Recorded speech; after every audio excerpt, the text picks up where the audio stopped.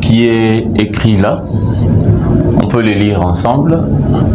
On nous dit, on demande de calculer l'allongement d'une pièce.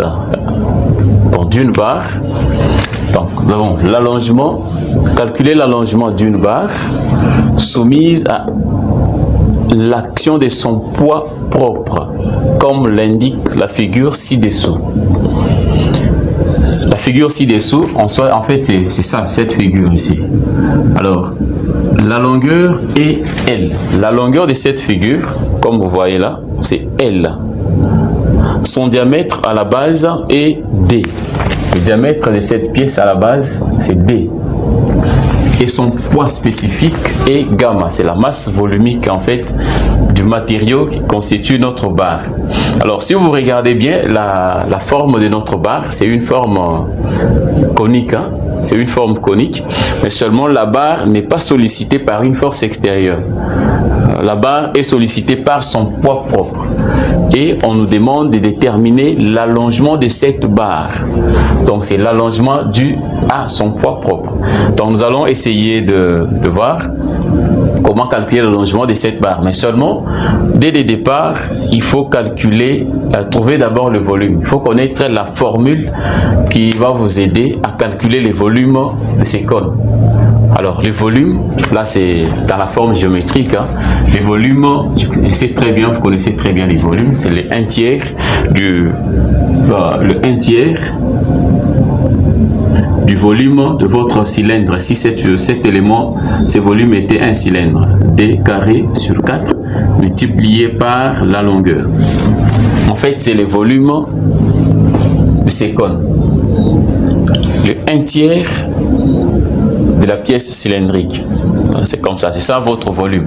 Regardez dans vos catalogues, dans vos tableaux de volume, hein, vous allez trouver ces volumes-là. Alors, qu'est-ce que nous allons faire pour trouver l'allongement? Alors, qu'est-ce que nous allons faire? Nous allons essayer de voir, de faire très bien notre étude. Comment nous allons faire l'étude? Je vais scinder ça, je vais couper ceci à une certaine longueur que je vais appeler X. Donc la longueur du sommet jusque là, c'est une longueur X. Une longueur X qui varie bien sûr, mais à partir de là, nous avons D de X. Donc la plus petite longueur possible hein, que nous allons prendre. La longueur de X, la longueur X varie, hein, ça varie aussi, ça varie par rapport à la longueur totale. Je peux prendre la distance X ici, je peux prendre la distance X là-bas, là-bas, je ne sais pas. Mais seulement c'est une distance X. Comment est-ce que nous allons faire ça? Alors, si nous considérons une section droite, bien sûr à une distance X, c'est ça, la section droite, à une distance X, le volume sera, dans ces cas, qu'est-ce que je vais faire? Je vais prendre, là c'est le volume total. Le volume que j'ai donné là, c'est le volume total de notre volume, de notre cône. Alors, je vais calculer le volume. Le volume total ici a été calculé en fonction du diamètre à la base. Mais seulement, je vais calculer maintenant cette fois-ci, ce sera le même volume, mais seulement à une distance X. Ça ne sera pas à la base là-bas, à une distance X. Alors nous pouvons dire, désignons par dk, nous prenons dk, dk comme étant le diamètre là, de là où nous avons fait la section de coupe. Hein, le diamètre à la section de coupe, disons ça comme ça, diamètre à la section de coupe. Nous avons le diamètre à la section de coupe. Donc, au départ, à la base, nous avons le diamètre D. Mais seulement là où nous avons fait la coupe, là où nous avons pris notre petite section, c'est le diamètre à ce niveau ici, nous l'appelons DK. Alors, DK. Voilà. Alors, à ce moment-là, le volume maintenant, le volume à une distance X, Vx, et là le volume sera égal à 1/3 pi sur 4 D. Ça sera dk qui sera au carré bien sûr, mais seulement le dk ici sera affecté d'une valeur xl au carré, bien sûr, multiplié par L. Notre L maintenant, le L dans cette formule, c'est X.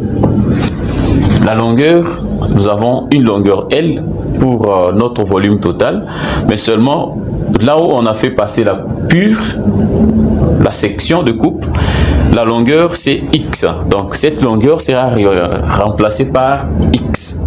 Alors dk, c'est le diamètre à ce niveau ici, le diamètre à ce niveau là, mais seulement ces diamètres varient. Le diamètre, vous allez voir que si le diamètre, on est là, si on est là, c'est dk bien sûr. Si on est là, ce diamètre diminue. On est là, le diamètre diminue. Maintenant, le facteur qui prend en compte la diminution de ces diamètres, c'est le facteur x sur L. X sur L. Si nous prenons par exemple que nous sommes à la longueur totale, nous sommes à la base, x égale à L. À ce niveau ici, x égale à L. Vous allez voir que x sera remplacé par L, et là j'aurai L sur L, ça me donne 1, ça sera dk tout simplement au carré, x sera égal à L, or à la base, dk sera égal à D. Vous allez voir que la formule sera respectée sans problème. Ici vous allez trouver notre volume, le volume ici sera 1 tiers fois 4, j'aurai sur 12, pi, facteur de dk au carré, j'aurai x cube sur L. Donc c'est comme ça notre volume. Le L sera aussi au carré. Voilà. Donc je peux bien l'écrire. Hein? Je peux dire, je reprends la formule de notre volume. Je mets là. On continue. Le volume Vx sera égal à pi d k au carré. Nous avons x cube divisé par 12 L carré. Là, nous avons trouvé notre volume à une distance x, bien sûr. Alors, l'effort de traction correspondant à la partie inférieure du cône sera égal au volume trouvé ici multiplié par la masse volumique. Ça sera comme ça. Alors cet effort sera égal à Vx multiplié par la masse volumique. C'est tout ce qu'on a l'habitude de faire. Alors cet effort sera, ça sera pi diamètre carré x cube sur 12 L carré multiplié par gamma. Là vous avez votre effort. Donc c'est le poids propre en fait de la partie de longueur x. Là vous avez le poids. Alors selon la loi de Hooke, je crois, vous maîtrisez très bien la loi de Hooke. Selon la loi de Hooke, vous avez delta L égale à P L sur AE. Là, c'est selon la loi de Hooke. Alors, lorsque vous avez cette loi de Hooke avec une hauteur ou une longueur x, je crois vous allez trouver le P. Le P ici, c'est le poids propre en question. Le poids ici. Le poids à une distance x. Alors, comment est-ce que vous allez trouver votre P? Alors, le P sera égal au volume multiplié par gamma. Donc, en fait, c'est le volume x parce que nous sommes en train d'étudier le poids de la partie x.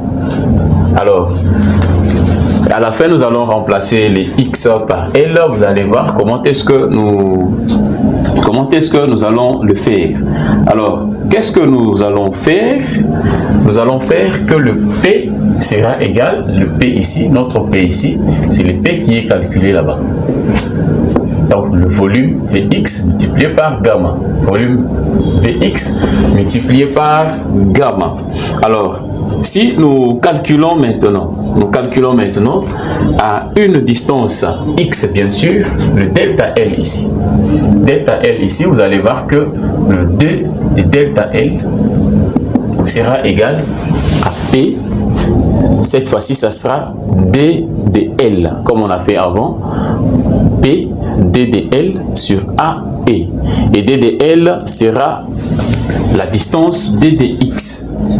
Ça sera la distance d de x. Donc ici on aura P facteur de d de L sur AE.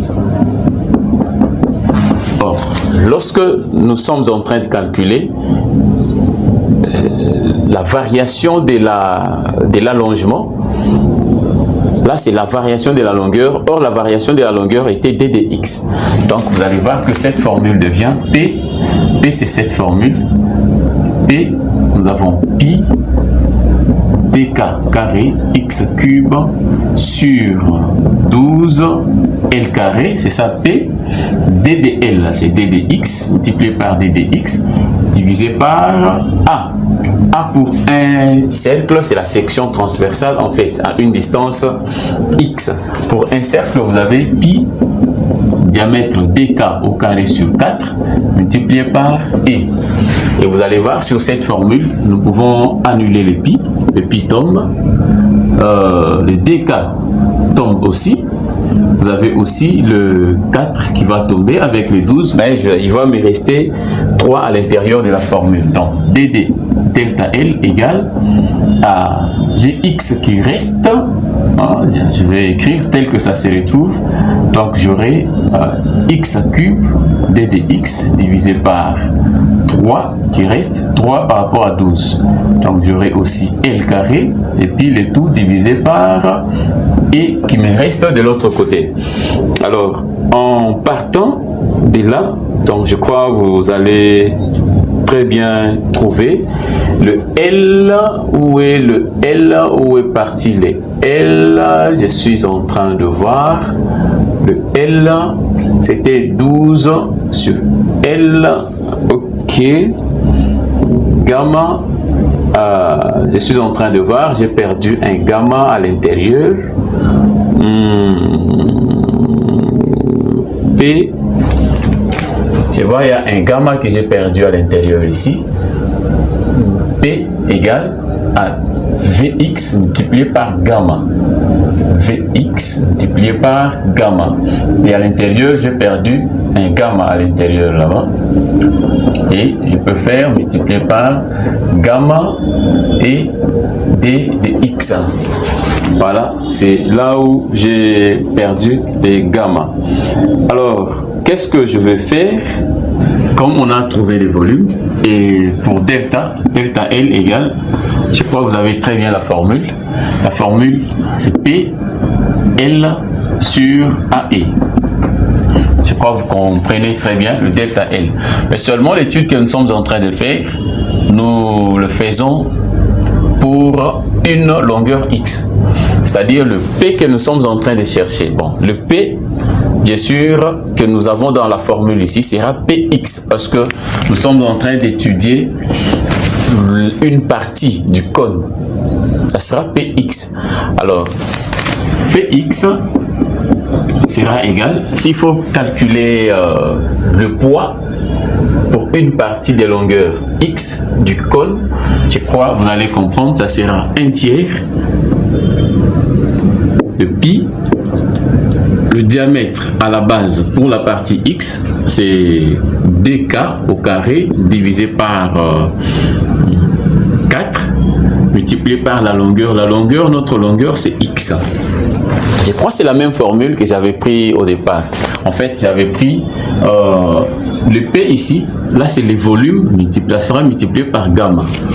Donc, le volume multiplié par gamma.